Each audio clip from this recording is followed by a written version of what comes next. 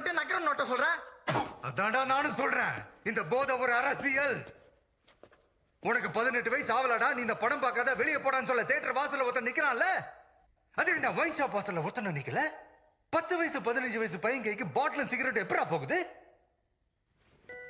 அரசியல்.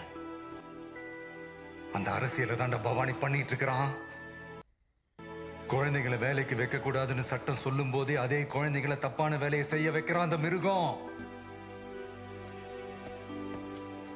என்னடா என்னது?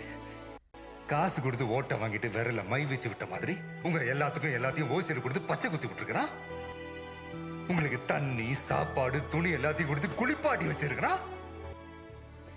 எப்பா டேய் போதும்டா.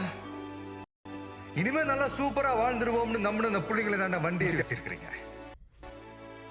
அதுக்கு ஃபேன்ல தொங்க போதோ டயர்ல சிக்க போதோ, ஆனா காப்பாத்துவேன்டா.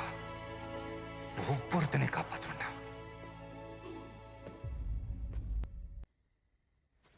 அது என்னடா சொன்ன அவன்? என்ன பிடிச்சவனெல்லாம் கொல்ல போறானா? டேய் என்ன பிடிச்சவள கோடி பேர் இருக்காண்டா வெளியில.